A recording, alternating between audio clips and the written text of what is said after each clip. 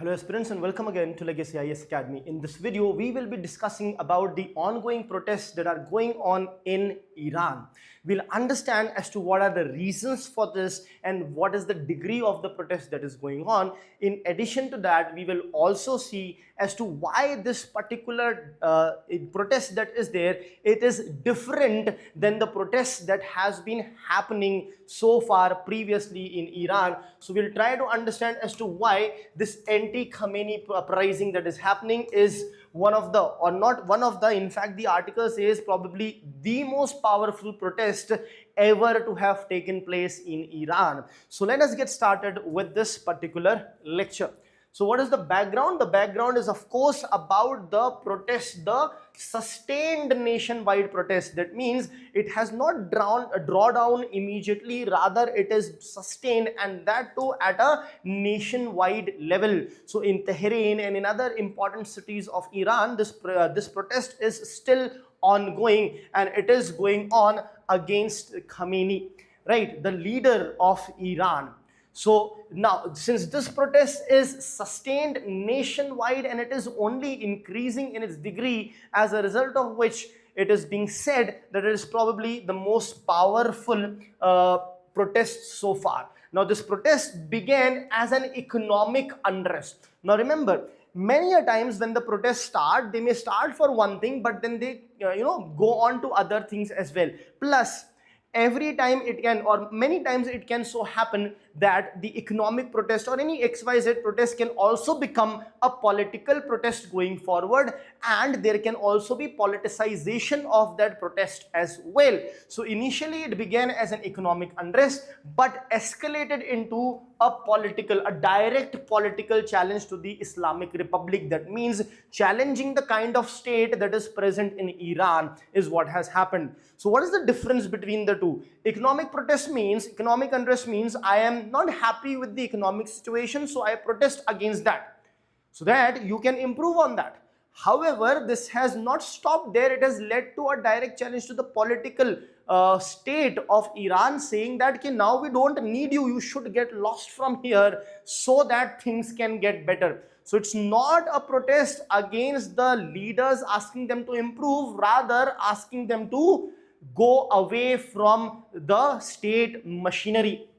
So this is what has happened. Now, what is the nature or the degree of the current uprising? As I said, many important cities nationwide has been affected. So there have been protests reported in Tehran in Iran, Mashhad, as well as other major urban areas, that means cities, and also semi-urban, which are like towns in Iran. Now, there are certain slogans that are coming out of these protests. Some of them are also indicating violence as well. For example, death to the dictator. So they are saying that Khamenei, he is being denoted as a dictator, and they are talking about death to the dictator over here. Don't be afraid, we are all together. So asking for people to combine, as well as talking about death to the dictator. Now, there have been open calls for ending the Islamic Republic. So now this country, of course, like many other countries, has a state religion and is an Islamic state. So they want it to be gone, and they want the return of monarchy. Right now, do you know another country which wants monarchy back? Write down in the comment section. There is another country which had monarchy previously, then they brought in democracy, now they are wanting monarchy again. So you can in your exam also get essays or things like on the lines of, is democracy the best form of government? So these are the examples you should be looking for. Now let us understand why this particular uprising is different from the earlier ones. So a direct differentiation we will do here. So if you look at the earlier protests, they were issue based. Issue based means a particular issue will be there, the protest will be against that, and asking the government or the state to improve the situation with respect to that. So fuel prices, hijab, elections, so on and so forth. But if you look at these protests, these are very comprehensive in nature, and they are systematic rejection of the entire regime altogether. Then the protests earlier used to be localized and episodic. Localized means in a certain region only. Episodic means for a short period of time and it will stop. However, now it is nationwide and sustained protest that is happening. Earlier it was reform oriented. When you want reform, you would want reform in the same structure, in the same umbrella structure of the state that is present. But right now you don't want a reform within the same state. You want complete overthrow of it, which is nothing but a revolution is what you want. So now the tone is revolutionary in nature. Fragmented leadership were there previously means in different regions for different purposes, different people going to be leading these protests. However, now you see unified slogans and objectives. People are becoming one and protesting completely for revolution, which is nationwide, sustained, and wants a complete rejection of the present regime and wants to establish what? Establish back the monarchy. Now, what are the drivers of unrest? Let us understand. So as it started because of economic unrest, so economic reasons will be there. The very first is the economic crisis, which talked about high inflation. Inflation very high, hyperinflation. We're not even seeing galloping or running inflation, but hyperinflation is there in Iran. The currency depreciation is humongous. $1 is worth lakhs of Iranian riyal, so that is over a lakh of Iranian riyals. So that is a very high level of depreciation. Previously it was around 70,000-80,000. Now it has gone beyond 1 lakh riyal. So that is a high level of depreciation. Rising unemployment, of course, and impact of the Western sanctions. Now this is a very interesting point. We are talking about all these hyperinflation and stuff like that. However, one very important reason for all this is the Western sanctions that are there. USA has imposed sanctions on Iran, primary as well as secondary. Under the primary sanction, USA is not going to trade with Iran, and under the secondary sanctions, USA says that if any other country wants to trade with Iran, USA is going to impose tariffs on that, so which is again a very bad thing for Iran, which has also played a role. Next is the political alienation. So the absolute authority of the supreme leader, that means the power is concentrated in the hand of the supreme leader. So what is happening? It's a very authoritarian regime that they are looking up with. Whereas weak elected institutions are there. The elected institutions have become weak and the leader is reigning supreme. So that is also an issue. And you have social and generational anger. Generation after generation, this has vented up. Right, so protests have been there previously also. It has all accumulated and now coming out. Now, what is the state's response over here and what is the limitation that the state has? So the state came out with an obvious response wherein they shut down the internet's lethal crackdown, right?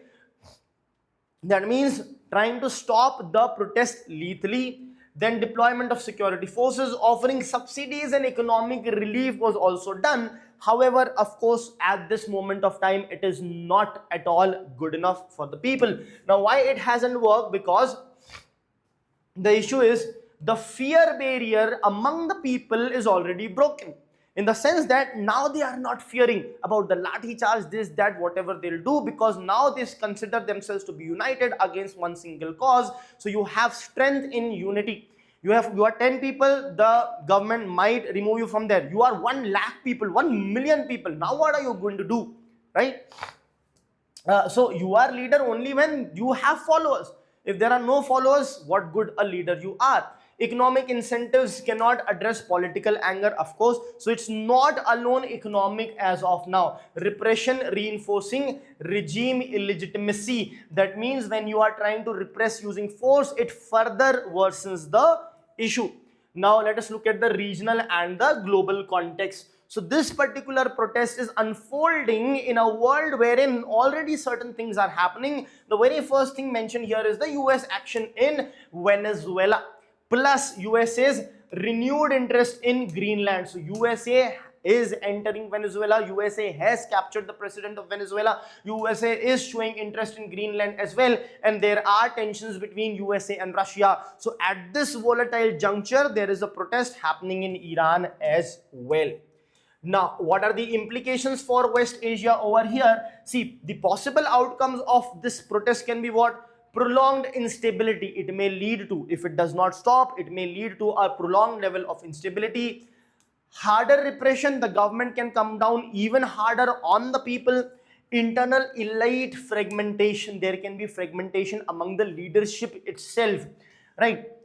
Now, if there needs to be any major transition from one form of government to another or one form of leadership to another, there needs to be a complete reshaping of the Western balance, and there can possibly be the involvement of USA as well. Now, what's the relevance in it for India? India's interest, of course, includes energy security, stability in the Chabahar port. The Chabahar port is being implemented or constructed, developed by India. So we have these sort of, you can say, economic, because energy security also is like an economic, but more than economic, because if energy is there, that secures our requirement for energy, which is a great thing. However, we have other sources, but USA has also put if the secondary sanctions on Russia. Still we are buying oil from Russia, but now USA is saying that it will impose 500% tariffs. So that is why this becomes important, all the more important. If you whereas some other things that you talk about is the strategic location of Iran, wherein India is constructing Chabahar port. So that gives us a geopolitical good strategic location to have our own presence in Iran as well. So these are some of the benefits that India has with respect to Iran. Not too much, but some of them which is there, which are at stake over here. Thank you.